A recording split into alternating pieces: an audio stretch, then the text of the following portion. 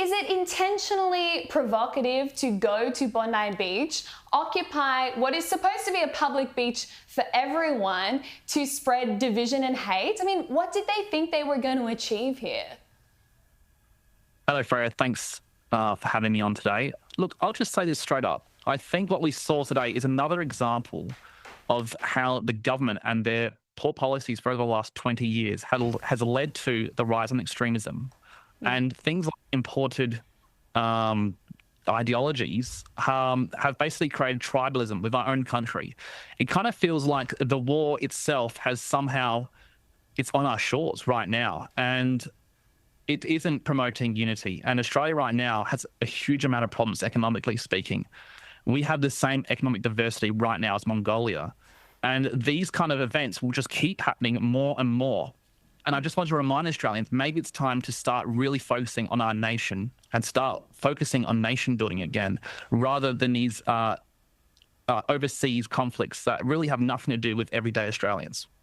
Couldn't agree more. Well, we're also seeing in the arts sector particularly, there is enormous pressure on musicians to boycott Israel. There are even websites that have popped up that track which pop stars haven't made statements supporting Gaza, and they are being pressured to do so. Now people are calling for a boycott of Radiohead's Europe tour because they played a gig once in 2017 in Tel Aviv. I mean, so much for the left being tolerant, right? If you haven't said something, now they're going to boycott you. It's not just enough to not say anything, you have to say something. Exactly right. And you know, I just thought of something really funny.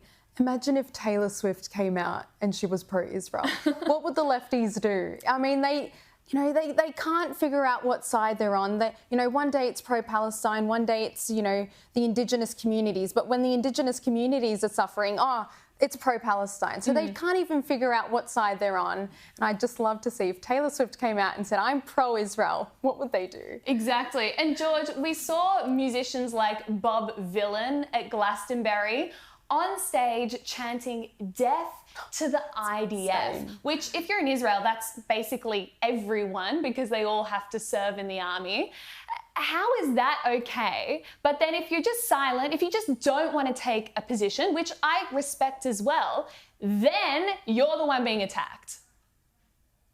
You point out some good things there, Freya. The issue is the Labor Party, particularly the Greens Party, are obsessed with never communicating and the never full unification. And we see people like the Abby Chatfields of this world, who a lot of the younger population look to for knowledge, calling people racist, calling people even ugly, and using all these derogatory terms. And this is the thing, the woke left for many, many years now, they're never seeming to look for unification. It's always separation. And the only thing that leads to is the rise, I call it the woke right. And we're seeing it all across now with, for example, the March for Australia protests, the rise of the woke right. And it's just going to breed more extremism or more clashes. And the media portraying, particularly the woke media, portraying things like that call to death to the IDF, only adds fuel to the fire. Yeah, totally. Well, Camilla, I want to bring you in here on the issue of shark nets. We saw a tragic event in DY Beach where a father lost his life to a shark attack.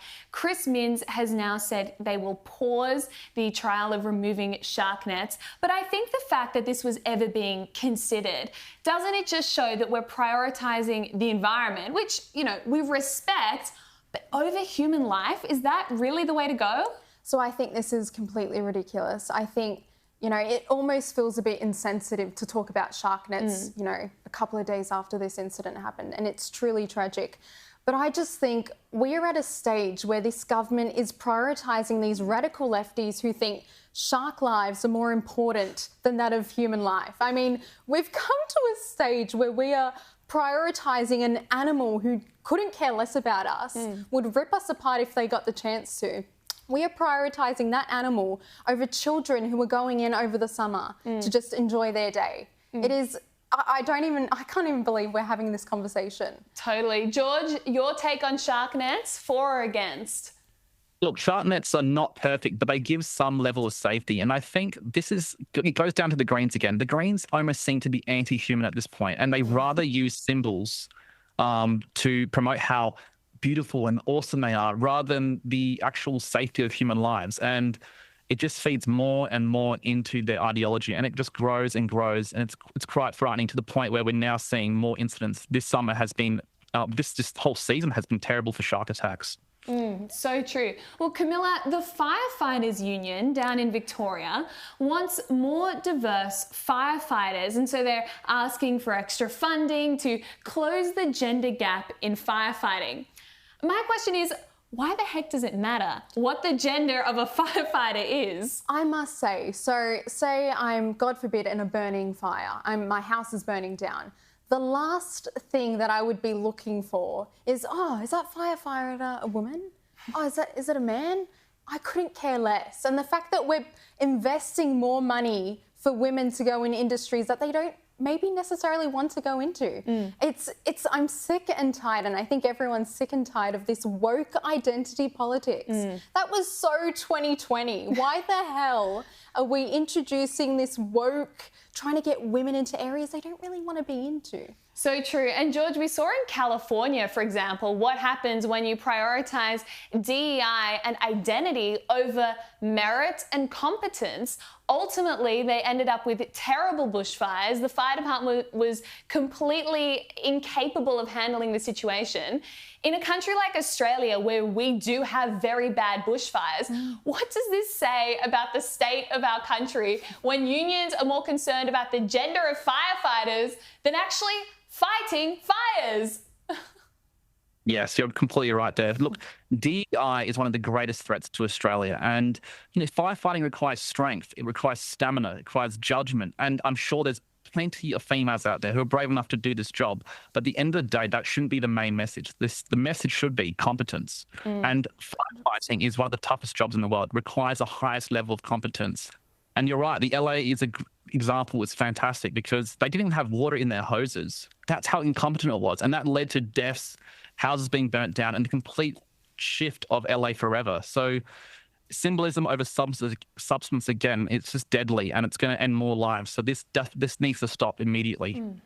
George, I want to get your thoughts on this. You sort of touched on the rise of the woke right earlier. Now, the NSN, the neo-Nazis, are running training days in suburban Sydney. But according to the police, recruitment isn't going crazy. They're still struggling, still trying to get more people.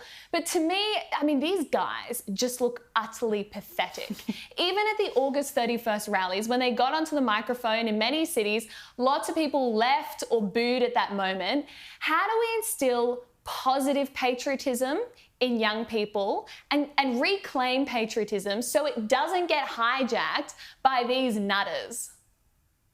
Look, the woke right, I like to call them, their leader is a pagan. And I've looked deeply into his speeches and talks online, and it's quite clear that he follows pagan ways. And it's unfortunate because a lot of these people who are being recruited are young men. A lot of them are probably incels who've never really had any job prospects. And, depression for men is quite high. So it feels like these poor men are being kind of taken advantage of by this cult-like woke right. And I've tried my hardest to reach out to these people because at the end of the day, these are humans who are suffering. But they do require a level of communication. That's the difference between the left and the right. The right will always communicate with their far right to try and bring them back to the center. The left hold no accountability over their woke left. They just let them do whatever they want. They let them fester.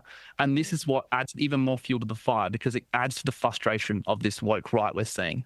So yes, I think at the end of the day, the media, the Labor government are loving this because they get exactly what they want. More excuses to push digital ID, more excuses to put up censorship through social media. And yeah, it's not a good situation we're in right now. So true. Well, thank you so much for joining me, guys.